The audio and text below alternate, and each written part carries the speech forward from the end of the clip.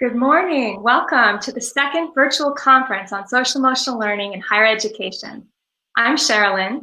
I work at the Global Office specializing at EQ education, and I'm thrilled to see everyone here today to listen to some of the world's most committed and creative implementers of emotional intelligence at the university level. Today marks the first of a 3-day conference and specifically explores the need, the why, and the case for SEL in higher education. The panel will begin in less than a minute. Stay tuned. Welcome. Emotions are everywhere. So how can we be smarter with our feelings? The answer is emotional intelligence, or EQ. We're delighted you're watching, because at 6 seconds, we're working towards 1 billion people practicing the skills of emotional intelligence. Can we count you in? Here on 6 Seconds channel, you'll find practical skills for work and life, inspiration for today, and support to build a better future for all. It is with great pleasure that I welcome CEO of 6 Seconds, Josh Freedman, to lead us in the first panel. Thank you, Cherilyn. It's great to be here. And it's such an important topic for us right now in the world. You and I were talking about all the challenges of mental health and isolation. Even a few years ago, we were seeing data that young adults were more stressed and more lonely than ever before in history. And of course, right now, it's like nothing we've ever seen before in the world. And so we're in this place of deep uncertainty and tremendous challenges. And some people say, well, you know, we just need these young people to toughen up. And other people say, well, you know what? They're in a world that we can't understand. And we actually need to give them skills. And what are those skills that young people need? And therefore, what are the skills that their faculty and staff and administration need? Today, we're going to be talking with a panel from around the world, sharing perspectives on what they're doing with social emotional learning in higher education, why they've come to this, and how it works. And then tomorrow, we'll move into a topic of equity and how social emotional learning skills can help unpack some of the systematized racism, ageism, otherism that seems to pervade many higher institutions of higher education in the world. And then the third day, we're going to be focusing on teacher preparation. And as K-12 schools are increasingly becoming committed to social emotional learning, teacher colleges are increasingly saying, wow, we better make sure we have these skills within our programs. So I'll share more details with you later and other fantastic opportunities to engage coming up this week and beyond. But now let's bring on our panel. And I'm going to ask each panelist to introduce themselves with a really easy question. Tell us, you know, your name, where you are, something about you. But the easy, not easy question is, in one word, what's the state of social emotional learning in higher education today? So who wants to go first? Dr. Perkins, can we get you to go first? Sure, I'll go first. I would say scarce. Great. And introduce yourself just a little bit. Yes, I'm Brian Perkins. I'm the director of the Summer Principals Academy at Teachers College, Columbia University in New York City. We have 2 programs, one a master's degree program in school building leadership in New York, and another leading to the same degree based in New Orleans, Louisiana. Thank you. Dr. Al Bulushi, how about you?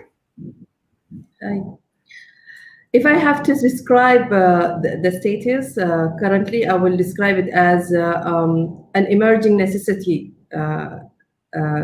as one word that can describe the status of our need for the social learning, emotional learning.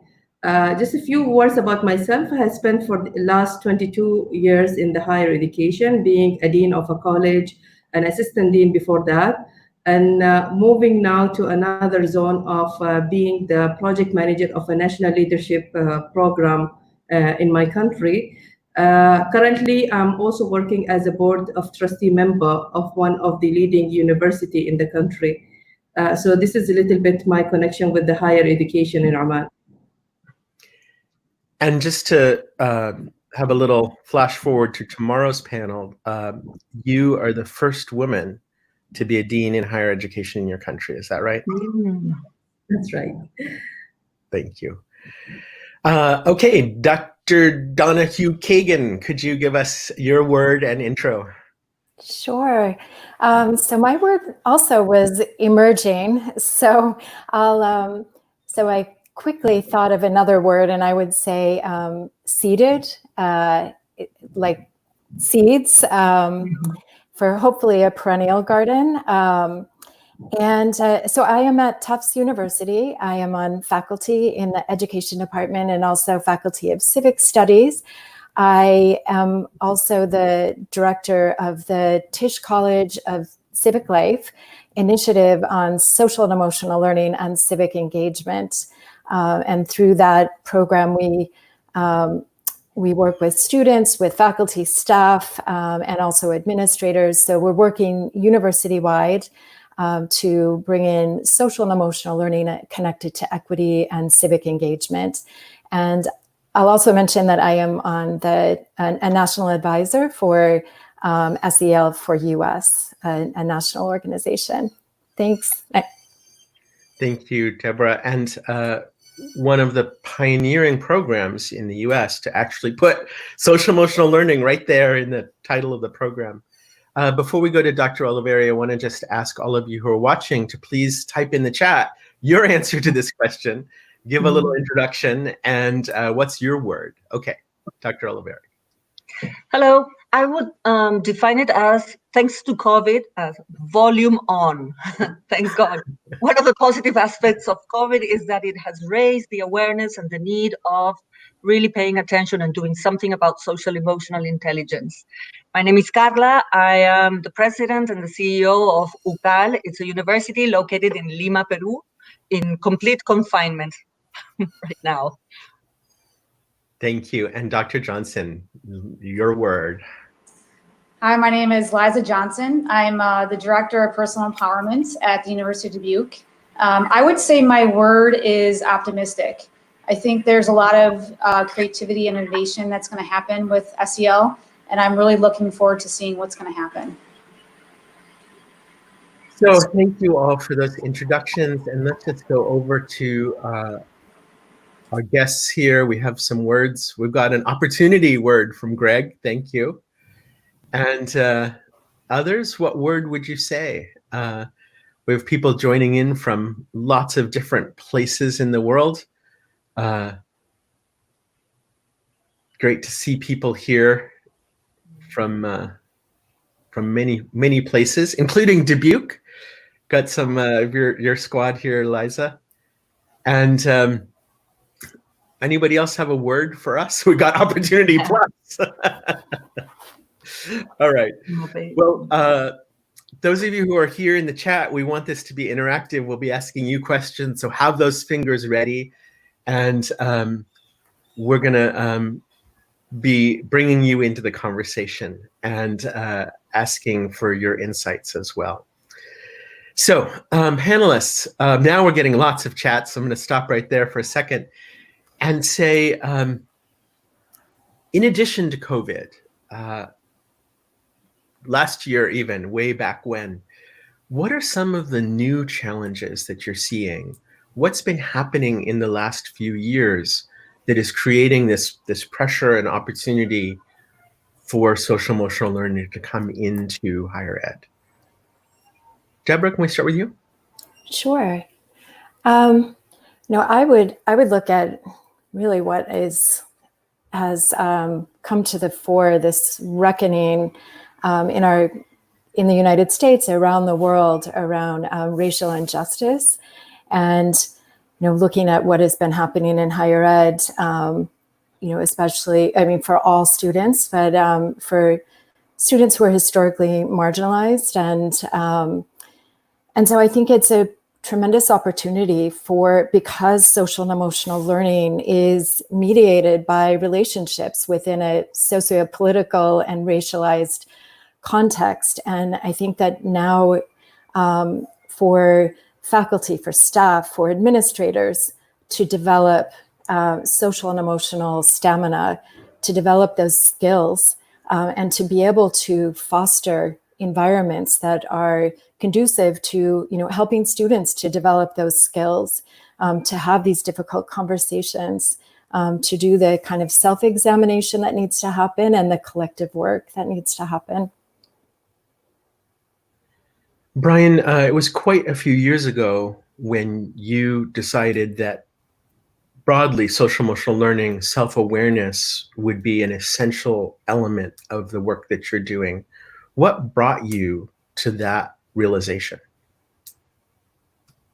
Well, actually, we had an element of social emotional learning as a part of our program for a number of years. But what I reflected on was that in addition to the theoretical frameworks that people get to understand emotions and understand and process how they're feeling, how other people are feeling, we really understood the importance of strategies and practical elements that are required also, but particularly for leaders. And the reason my word was scarce is that I don't see a lot where I agree with words like opportunity, that there are great opportunities that exist out there. What I see increasingly, but not to the extent that I think is deserved, is that the social emotional learning has not been put at the forefront of a lot of what people call transformational programming. Our program is one where we are encouraging school building leaders to accept their role as community leaders, and in that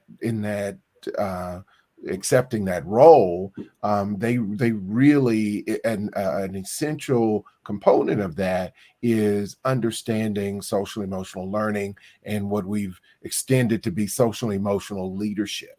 That I've had, and I could tell many stories where our students walk away and not only know how to be effective leaders and transformative leaders, the key thing that I think our program does and emphasizes is compassion and empathy. And I think that's the work that's really ahead, at least in the places where our students are going in to lead in schools. Compassion and empathy are really important traits to possess and have strategies to display compassion and empathy. I think going back to what Deborah said about the context in which people are operating, even before the pandemic, one of the things that I saw is a lot of these aspiring principals are actually carrying quite a lot of trauma themselves. And the pressure that they're in, both external pressures and a lot of internal pressures, that compassion and empathy for self is one of the ingredients that I've been really deeply moved to see what happens when these aspiring leaders start to see themselves as part of their own mission. Yasmin, let's go to the other side of the world. Is it any different in Oman? Oops. Sean, unmute. Yeah. No, actually, I totally agree with what has been said before. And I would like to add also, we are having a lot of difficulty as a gap between what employers perceive that the gap in the competencies when these graduates are going to the workforce. And specifically when we got recent reports in the higher education from the employees in the market, where they're saying that there is a lack in their ability to communicate interpersonally. So their ability to resolve conflicts, to manage selves, to manage their emotions is really a big issue facing the newcomers to the workforce.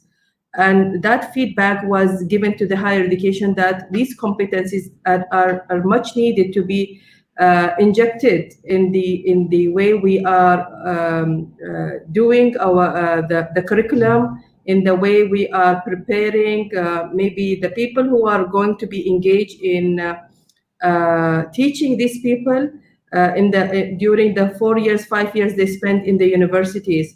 So actually, I do agree that the level of empathy is also one of the issues that we are currently facing with the young adults who are entering the college. Especially in our case, we do have other dimensions, Josh, since majority of our schooling system in Oman is still separated in terms of having the different sex going to different schools. So also being overwhelmed with the whole concept of going to higher education and having to interact with people coming from different parts of the country, from different parts of the world, and different gender. So and coping with all those elements and how they are managing the atmosphere and the climates around it is becoming an issue, which is resulting in a high level of distress, especially in the first years of the college when they are coming and joining. And we really take a lot of effort to do a lot of self-counseling and coaching to these students. So that is surprisingly is on the increased side recently. And I know, Liza, your experience is similar, but I actually want to ask you a slightly different question, which is, a lot of times when we've started working with universities, Sue McNamara, who's going to be moderating the panel 2 days from now, and I were working with a university in Singapore, where their first answer was, okay, just tell us what we're going to do with our students. And they weren't thinking that they would actually need to work on their own emotional intelligence. And I'm curious, Liza, for you, how did that happen for you, that you said, wow, I have to learn these skills, my team has to learn these skills, our whole staff and faculty need to learn these skills? Absolutely. That's a great question, Josh. I have the privilege to really work at a university who honored that, and they provided a faculty staff workshop that solely focused on social emotional learning for the faculty and staff. And I had the privilege to take it. And it wasn't just a workshop. It wasn't, here's what EQ is, here's a definition, a check mark, right? It was, let's actually experience this, let's learn this, let's reflect, let's give yourself time to practice these skills. And so for me, that really changed my life. It was very impactful for me. And I said, wow, this is amazing. But it wasn't for our students at that time. And so I was in career services at the time. And I agree with everything that Yasmin is saying, is that I was seeing a deficit in our students. We know that there was a gap, but there still is a gap at some places where social emotional learning is not at the forefront, like Michael was saying. And so it was really evident that the students needed those skills as well. But our institution said, we need to learn this first. We need to have social emotional learning before we can effectively implement it or teach it or role model it to our students. And so I advocated for that to happen after taking that workshop. I met with the special assistant to the president at the time and said, thank you for this opportunity. It changed my life. I'd like to advocate this for our students because I know our students need this. They need it not only for the professional lives, but also their personal lives. There's a lot of challenges that they have to navigate through college.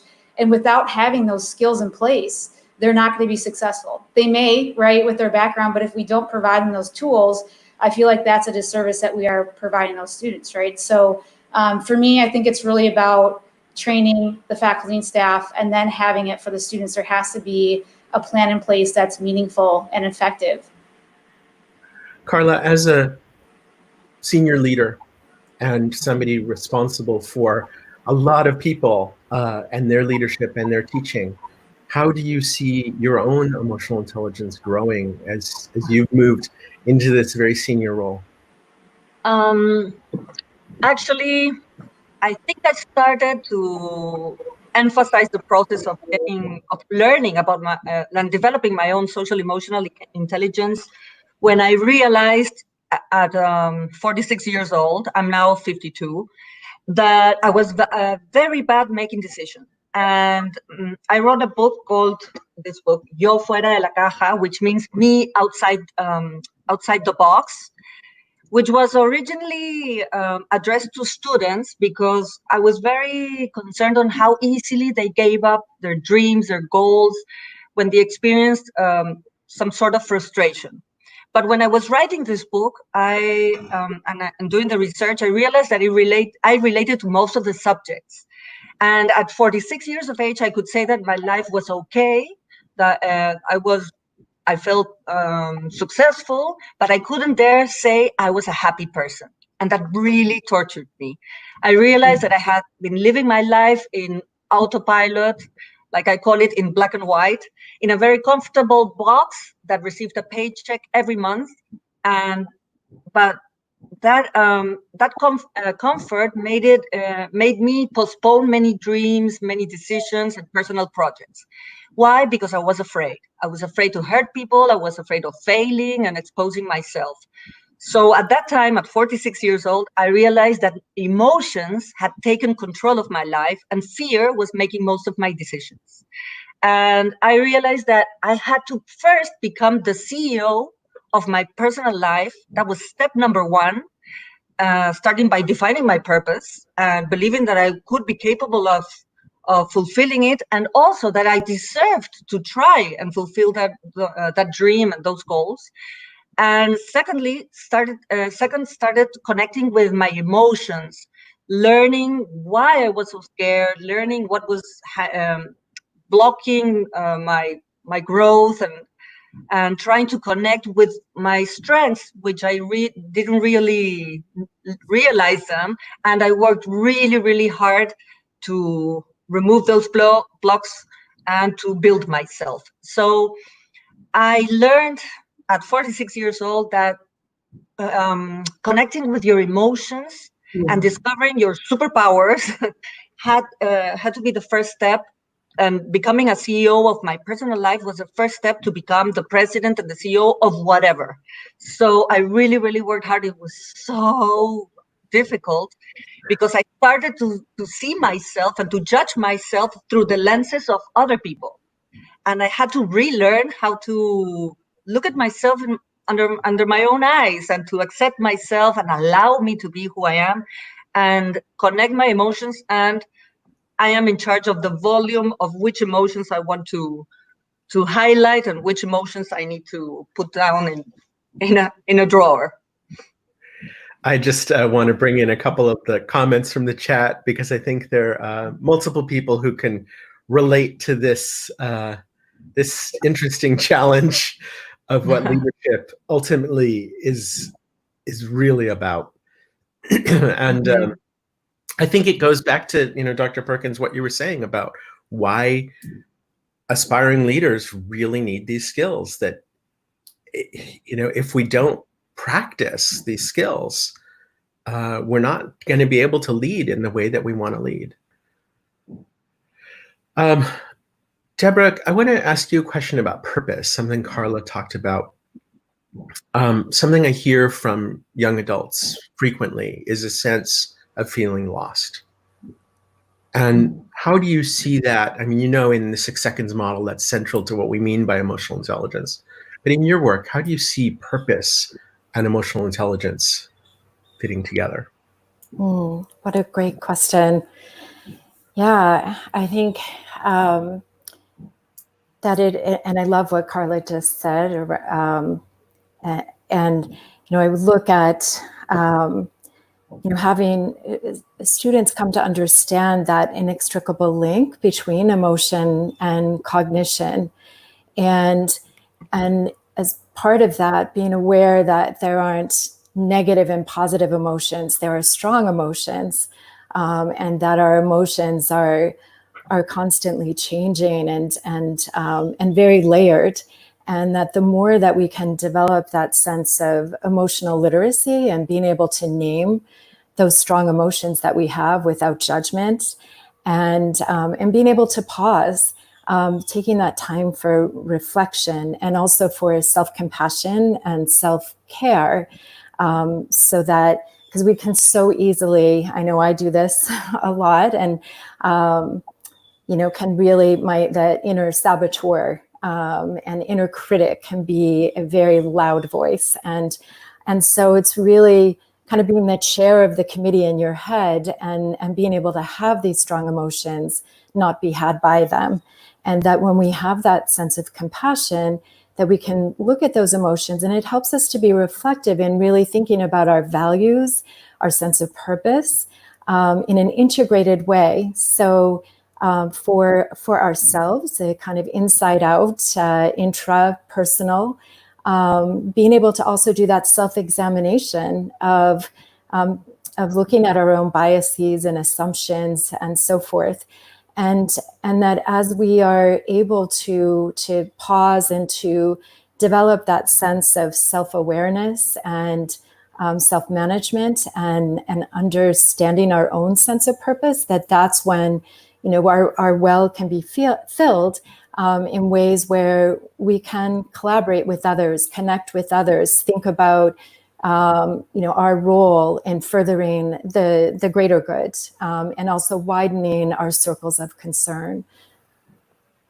That really brings us back to tomorrow's panel and something you brought up earlier, Deborah, about equity and racism and the structures that we're either going to work against or be complicit in. And I think this piece about what are we going to stand for, and how do we have to tune into ourselves to understand that that sense of purpose gives us a platform to stand on in this chaotic challenge with big feelings. And what's normal in culture isn't necessarily what's right. And that's a hard place to be. But that's what I love about young adults, is that clarity about what's right. And so it seems like a very powerful place for SEL in higher education. Well, let's just go to some practicalities. What helped you get started in your institution? How did you bring these ideas in? What was the process of getting somebody to say, oh, okay, yeah, we could try that? Liza, let's go back to you. You've managed to create a course that's in the academic catalog. How did the university kind of come to accept this? Well, I was privileged to be at a university who already had a faculty staff emotional intelligence workshop in place. And that was provided because leadership said that this was important. And so I'm at a university who understands that, which is wonderful. And again, taking that workshop, I knew that it had to be integrated into the academics. It had to be integrated campus-wide. And the main thing is really to share a common language, to have this language that faculty and staff and students can all use and integrate, and that we can collaborate better together.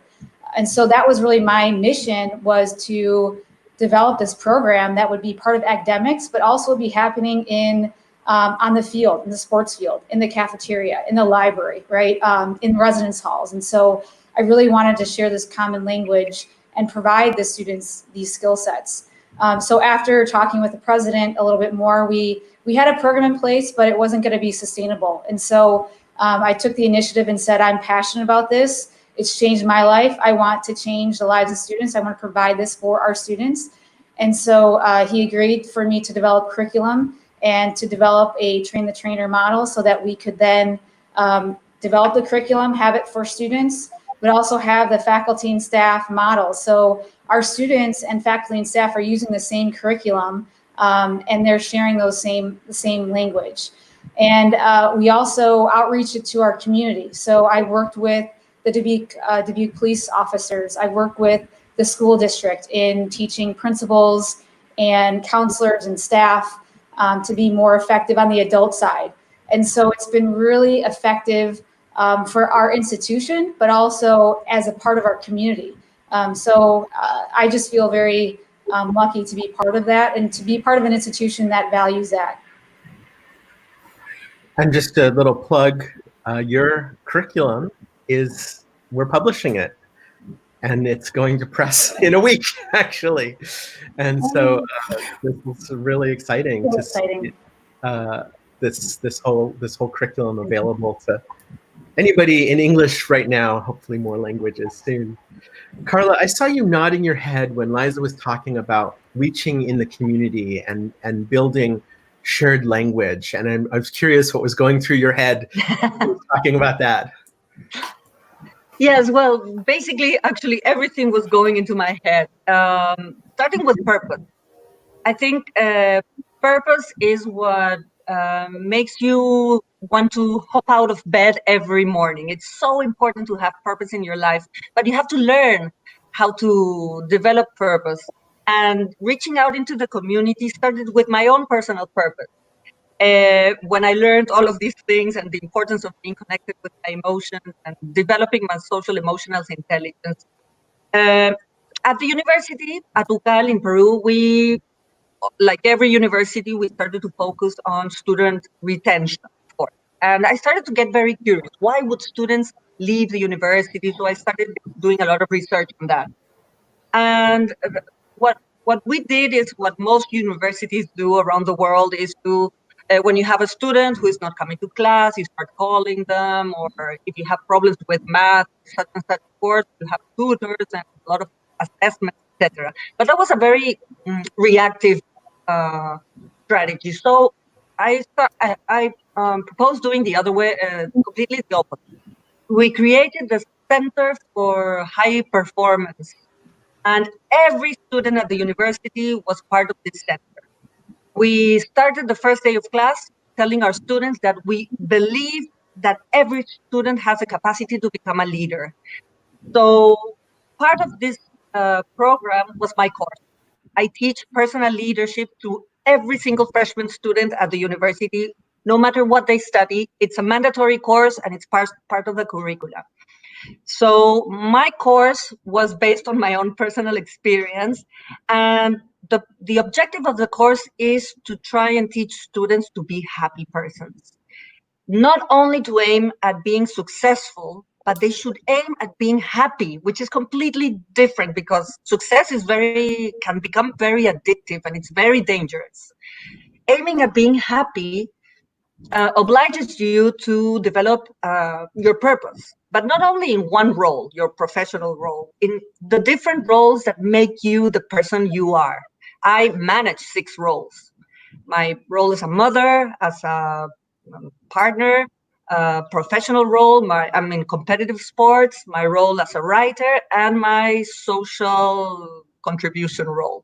That's what made me Carla. That's the 6 ingredients of my personal chocolate cake. And if you take one of those roles away from me, it's like you're taking the cocoa away from a chocolate cake. It doesn't work. I don't work. So I have a dream in each of these roles, but a purpose is not enough. You also have to develop a strategic plan, just like we do in business, a strategic plan with goals, and we teach students from their first day in class to develop their own personal strategic plan with objectives for the semester. They grade themselves. 80% of the grade is their own mark, what they grade themselves, because they have to become responsible of their own lives and become their own personal judges. So this is working very well, and I'm starting to do this with women and other communities outside of the university, teach people just to try to be happy, not only successful. Thank you, Carla. Brian, I want to come to you with a little bit of a harder question, if you don't mind sharing. You talked a couple weeks ago on a call that I was on about your experience when you first went to college. And your high school classmates, I think you said you were the only man in your graduating class who graduated from university. Did I remember that right? Well, I'm the only African American male. Sure. So I want to just preview to tomorrow's conversation about equity. And how do you see race and racism intersecting with this area of social emotional learning? What happens for you as a Black man, as a leader of a program with lots, predominantly students of color and Black, and how does this stuff that we're talking about work in the context of multiple races and racism and the context Deborah brought up at the beginning? Sure. That's an easy question, right? Yeah, sure. I mean, we could obviously spend a lot of time talking about that alone. I think everyone who certainly, I know I'm kind of proverbially preaching to the choir. People who are here on this conference and on this panel certainly understand this, and hopefully there will be others who might have access to this that can hear some of the great kind of nuggets of wisdom being shared. But I would share just this, that having the tools to know who you are helps in the struggle to be resilient, to persevere in light of adversity. I think that self-awareness, but also understanding emotion in a different way, not as the unspoken, where in some cultures, it's not just masculine, or as a lot of people have talked about, toxic masculinity, but in some cultures, acknowledging where you are emotionally is frowned upon.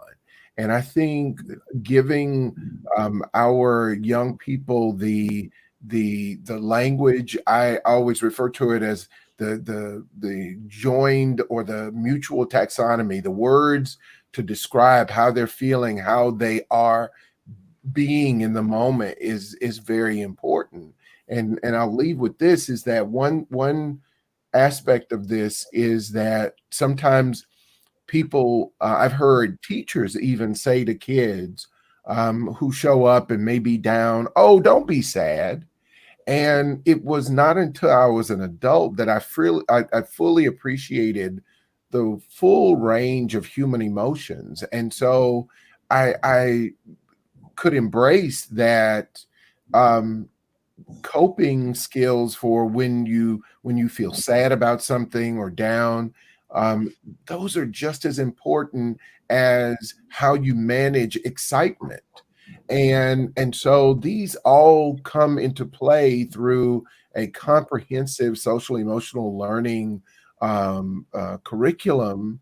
And I mean, I'm proud to say, I think, hands down, the experience we've had with 6 Seconds is unmatched. And I think our students have benefited greatly from that. And so we have leaders at the top who are saying this is important, and encouraging teachers to be trained, because a lot of times what we find is that people have to unlearn a lot of unhealthy practices, that things like what I just said, they've been told themselves over years. No, don't be sad, don't be depressed, and those are all emotions we have to learn to manage. And so it's kind of a long-winded way of saying, I just believe that if we give children and adults the skills, but the experiences that help them manage those emotions from one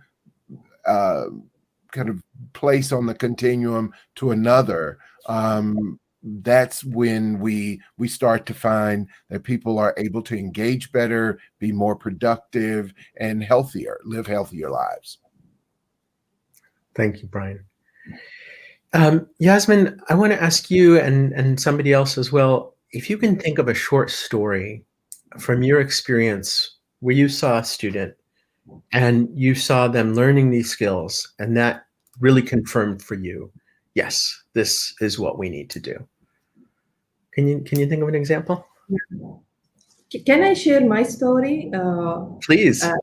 Of me exploring the whole area of emotional intelligence around 10, 11 years back. And at that time, just as others, it was a journey of discovering what I need to manage myself and others. So I was on that journey where I really wanted to improve my relationship with others. And as Carla said, that also I was wearing different hats, a woman, a mother, and I was the only woman in the leadership position at that time in one of the oldest institutions that we had in the country in the higher education. And it was a tough game, just, like competing with the masculine world of leadership. And I was wearing the mask of being just tough lady. And I think in that journey, I lost the connection with a lot of people. And then I was trying to find a way where I can get back to the relationship with people. And thanks to 6 Second, I came across the emotional intelligence and it's really started working on myself. But then I found a very big challenge in how I get it to the students, especially that I was working in a college of banking and finance. So it is a finance and banking world. And they talk numbers, they talk technical. And here I am, I want to bring emotional intelligence or social emotional learning to their curriculum. It was a tough game. And I remember the first time I proposed to the banking sector in Oman that I would like to do a corporate training in emotional intelligence. And thanks to the fabulous material that I have got from 6 Seconds, majority of the banks were not with the idea. In fact, they were so hesitant to send any employee to that course. I remember managing to make only one course that year, 2011. And if you can see the diary in 2014 and 15, you can't believe that it became one of the must-have courses for in the banking industry, because they could see the effect on the staff who are coming to these kind of learning platforms where they are learning how to manage their relation, manage themselves, manage their customers, manage their bosses, manage the whole environment around them, and how they manage their emotion. So like what Carla said, when they, and Deborah was also talking about it, where they could see the value, when they could see the value in such learning and the outcome out of it, they started really buying in the idea. And it was easier for me at that time to talk to the management that why can't we bring it to the academic courses? And I remember infusing it in one of the first year courses where it's understanding organization. So we were teaching those management students how they can understand their organization through understanding themselves and others. And the whole social learning was infused in this kind of curriculum slowly. So it wasn't like a straightforward, because there was a lot of resistance at the beginning. What are you talking about emotions? So it's like a female thing, or maybe because she is the only female, so she's talking about the emotional stuff, where we are hardcore bankers. We want numbers, we want technical. So it was a very, very, very tough game at the beginning. But when they saw the outcome of those, the value and how that brought them to better employee, better personalities, they are managing their relation. And as a consequence, how that is also affecting their business and their work, they started buying in the idea. So it was quite tough journey for the past 10 years. And now the social emotional learning started emerging in Oman, in my country, as becoming a buzzword. I mean, I can't see any management courses happening in higher education without the word emotional intelligence popping up. And I'm happy about it, because I remember where they're saying, what are you talking about? Yeah. So this is something that I can share with you as a story from my end. Cultural transformation inside the university and in the society. And I think this is a very important point, that universities are not separate, ideally, hopefully, not separate from the societies in which they operate. All right, let's get a couple more short stories. Deborah, let's go to you. Yeah, so my story has to do with a faculty member that I worked with through our Faculty Fellows program. So the program that we run through the SEL Civic Engagement Initiative, excuse me, is for faculty across the university. So each year we have 15 to 20 faculty from schools and programs throughout the university. And a couple of years ago, I had, there was an engineering faculty member in the cohort. And at the beginning was quite resistant. And I was wondering, kept wondering why he had decided to apply. And then by the end of the year, it was so striking in the ways that he, being in a department where the rational, the logical, intellectual rigor is so emphasized as it is in a lot of research universities like Tufts, and just seeing this transformation with this professor within the group, and really, in this program, we do use 6 seconds materials, a number of other materials, and really encourage faculty through reflection to develop their own emotional intelligence, their social and emotional resilience and skills, and to reflect on the ways that they can cultivate this in their classrooms, in their work with students, and then also in changing their curriculum. But to hear him talk at the end of the year about the ways that students were telling him and communicating the ways that they felt more of a sense of kind of belonging in the classroom, and that when he was able to see that when he made those changes and was starting to develop these skills and model it for students, he was able to see that it, really reaped benefits and really was in service of students' well-being. That was very inspiring. I think the story I would share has to do with the cohort that I was just with in Brian's program, where they're all in virtual context now. And a lot of people feeling a lot of disappointment about that, really wishing for the time. And then Carla, you alluded to the many hats.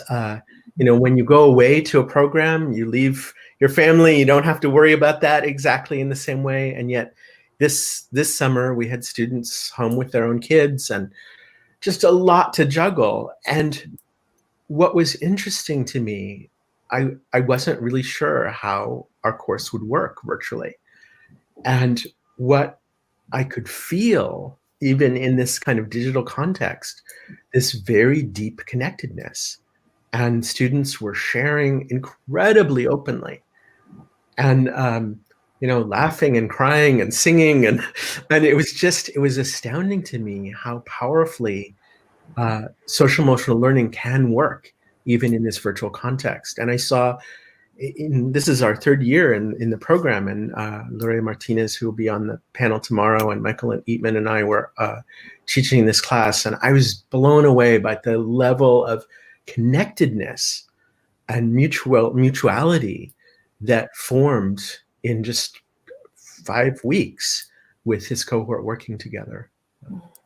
Liza, how about you? Yeah, so I'll share a story about a student. I had the privilege to teach a nursing student who had a 1-year-old daughter at the time, and she was taking the course Personal Empowerment. So it's the course that we teach on emotional intelligence. And, she explained throughout the semester she was having a lot of challenges, social and emotionally, just being able to keep up with the pace of being a full-time nursing student, but also being a full-time parent. With her husband was shipped away. And so he was in the Navy at the time. And so she really didn't have a lot of support. She was feeling a lot of pressure. She was very passionate about what she wanted to do. Her purpose was pretty clear that she wanted to be a nursing student, but was just struggled and had a lot of challenges. And throughout the class, I really saw her manage some of those things with the practical tools that were provided. And we would have, sit down lunches and conversations. And I really had the opportunity to see her grow and develop. And at the end of the semester, she came up to me and approached me and said, I just want to say thank you for this opportunity to learn this information, to take this class, because it made me a better person, a better mom, and I was able to get through nursing school, right? And so she's now a labor and delivery nurse, and she's very successful in what she's doing. And so I think a lot of her success in navigating those challenges was the simple information that I provided to her in that class, and that she had the time and the space to really reflect upon that and to understand what she had control over and to take that into her own hands. And so I just feel that social emotional learning is so critical, and it provides our students those practical tools to really navigate those stresses and challenges that they face. I think the intersection of practical tools and authentic conversations and space. Those are kind of three key words that I heard in your story, Liza. And the word I didn't hear, but it of course is there, is a relationship, right? That you're connecting. And that, I was going to say trifecta, but now there are four of them. Those four ingredients, when they come together, something remarkable happens. It's, any one of them is great, but when we start getting multiple of those things together, that's where transformation happens. Well, folks, somehow we are near the end of our hour. And so I would like to ask each of you, what's the piece of advice you would give people watching who are saying, yes, we need to expand social emotional learning in higher education? What could you share with them from your experience of doing this that might be helpful? Who wants to go first? Yasmin.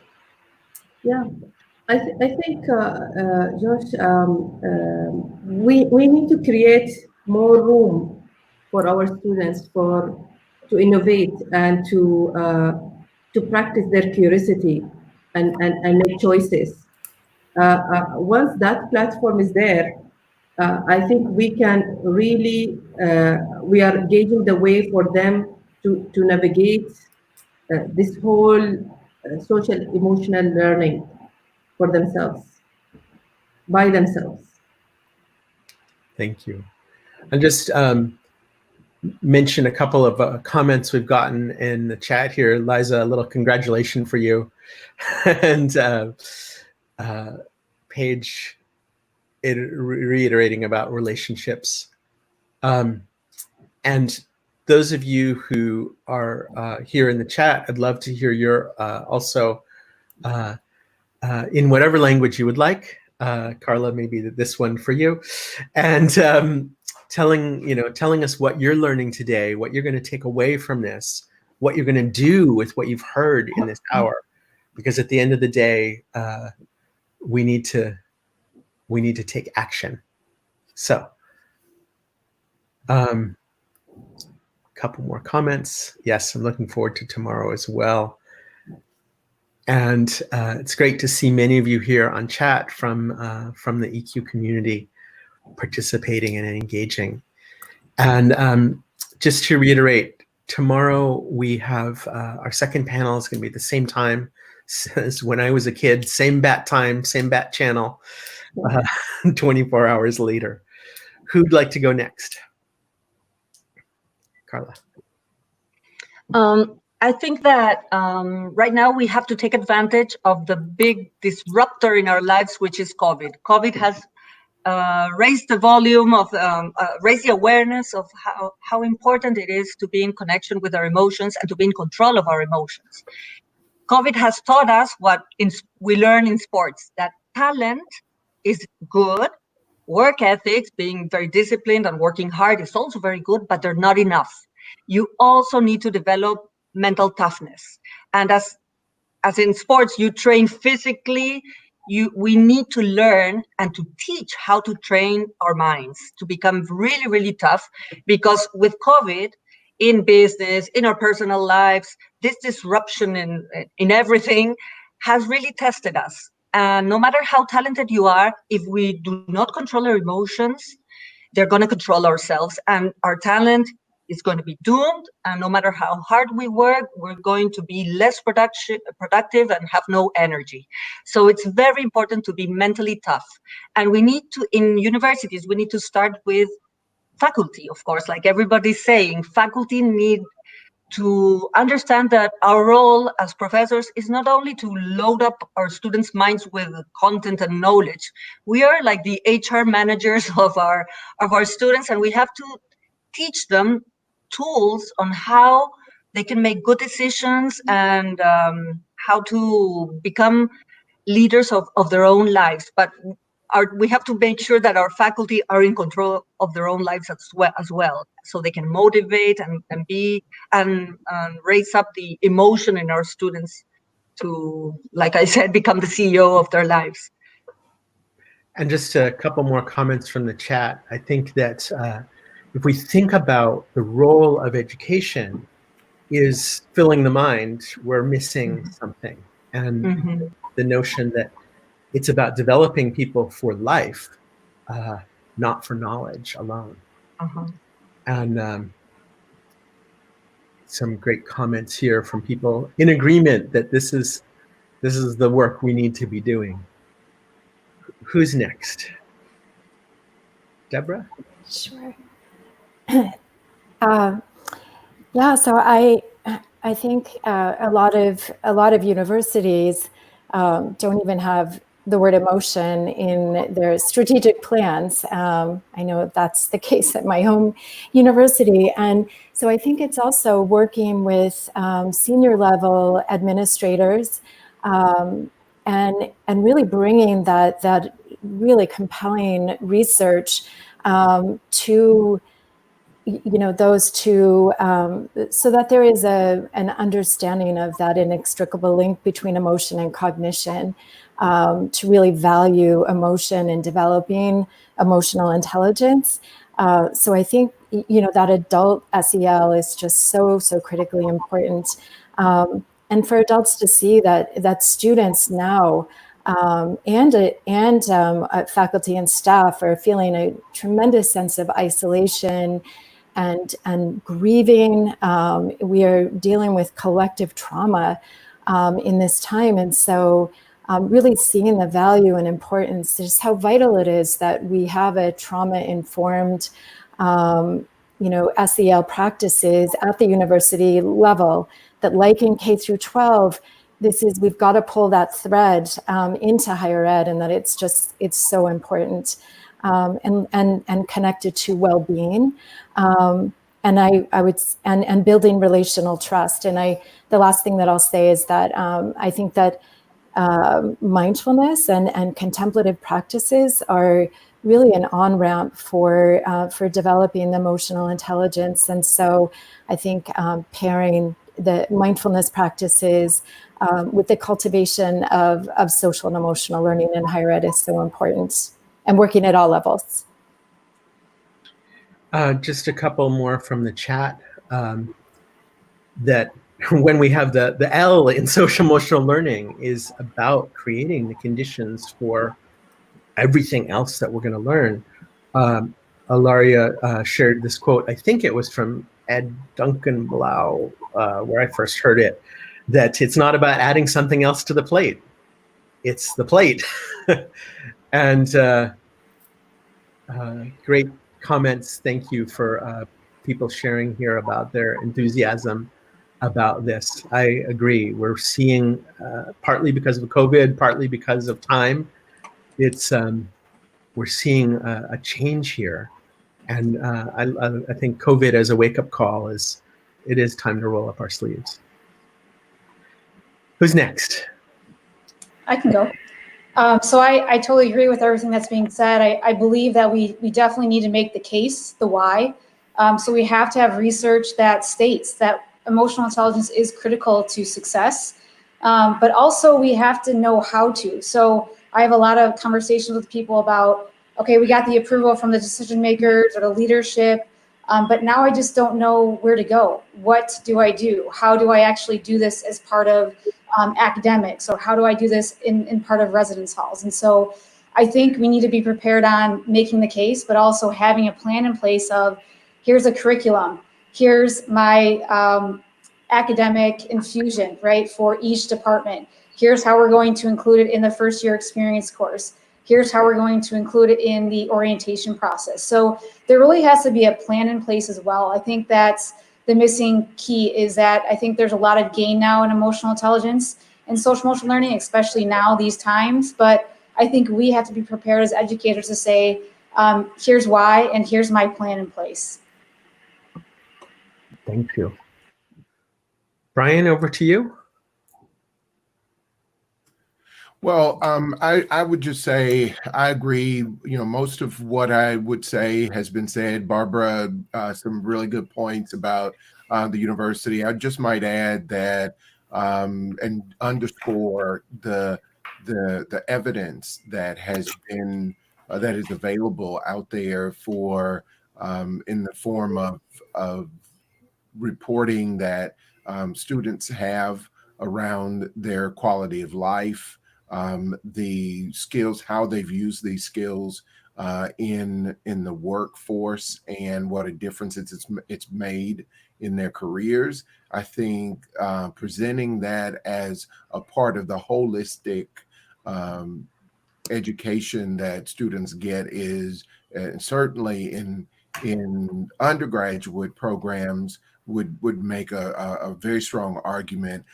It speaks for itself, in my opinion, for programs in leadership and management. I think it speaks for itself. But in the undergraduate endeavor, you might want to focus where on the stories that people share and the data about how they've used it in their careers. And that readiness for what's next, I think, is a compelling argument. And student retention. I know a lot of universities are very concerned with the fact that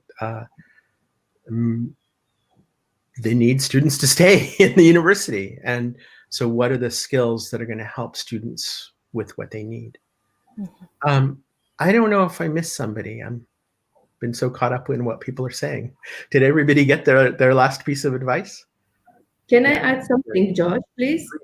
I also noticed that when we are really doing some work with in the academic zone with our students related to the social emotional learning, their academic performance tend to be really higher.